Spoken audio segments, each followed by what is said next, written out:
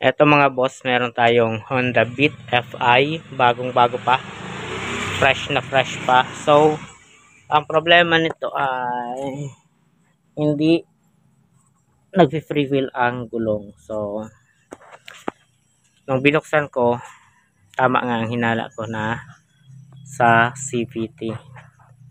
Kasi dalawang bagay lang naman ito, maaaring stuck up ang preno or sa sa CVT. So eto, niluwagan ko yung preno kanina bago binuksan, ganun pa din.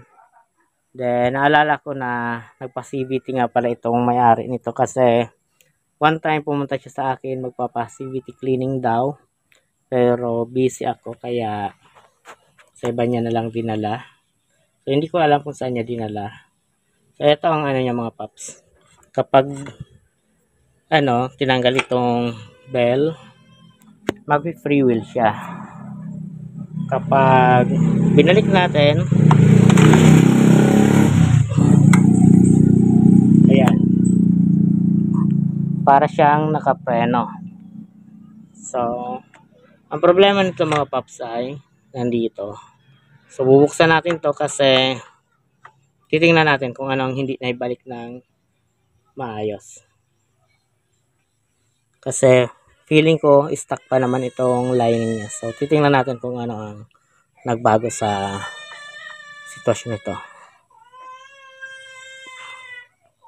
So bago ko buksan ito mga paps, ako kasi bago magbukas ng piyesa, lalo pag galing na sa iba, ay mabusisi kong tinitingnan ang mga detalye ng piyesa. So eto, napansin ko kaagad na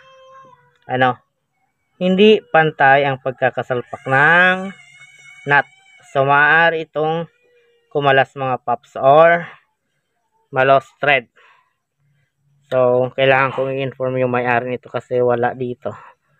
Baka kasi tayo ang masisi. So mamaya bubuksan ko to. I-update ko lang muna yung may-ari mga paps.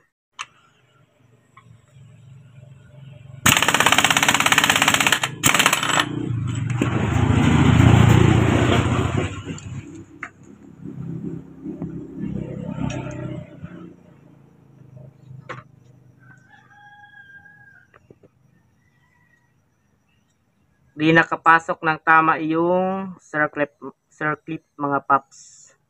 Dalawang circlip hindi na ipasok ng tama, isa lang ang nakapasok. So magkakaberya nga talaga to. Ayan, kitang kita na hindi nakapasok yung circlip.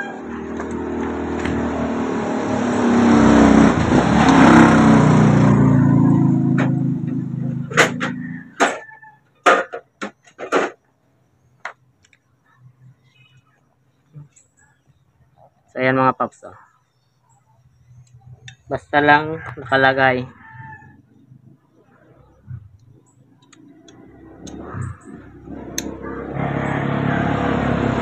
So ayan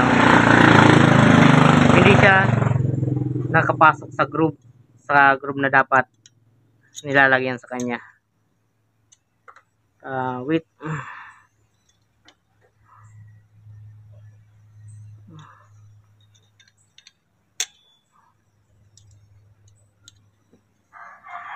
So ito, okay ito, tama ito. So gamitan natin ng pliers para matanggal.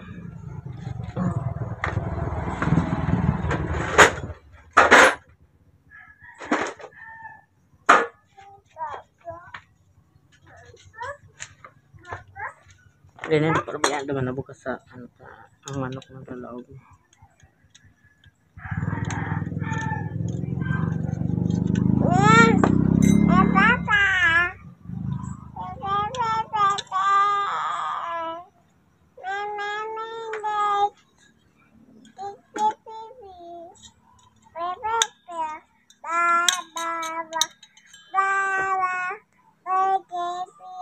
So okay naman, nakabit naman yung mga spring. So dito lang siguro talaga sumablay yung gumawa nito. So ayusin na lang natin. Pero i-check ko na din kung okay yung mga kung na-lubricate yung mga poste. Kasi total nagbukas na din naman tayo.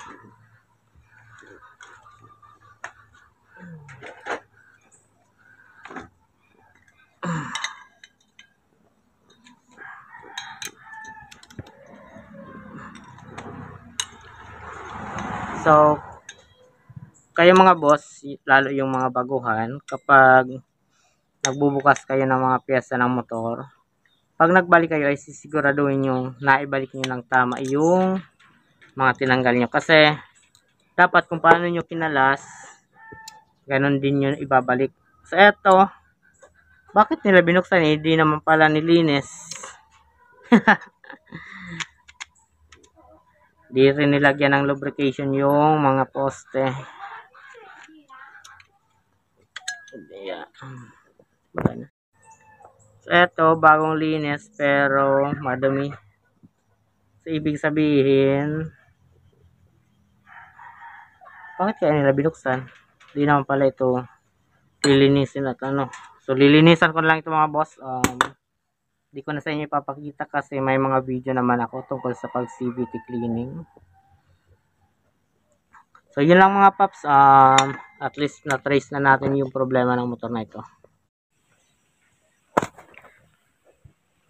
So, ito na mga paps. Napantay ko na yung pagkakabit ng nut. Mabuti at hindi pa na lost thread. So, ayan, naibalik ko na siya ng maayos. Pati yung mga circlip na hindi na ikabit ng mabuti, naayos ko na din. So, ayan, check natin mga paps. So, ayan, free wheel na siya kahit nakasalpak.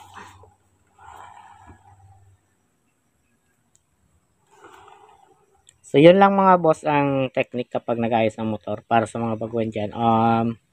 Or sa mga nagdi-DIY, dapat kung paano nyo kinalas, ay ganun nyo din ibabalik siya.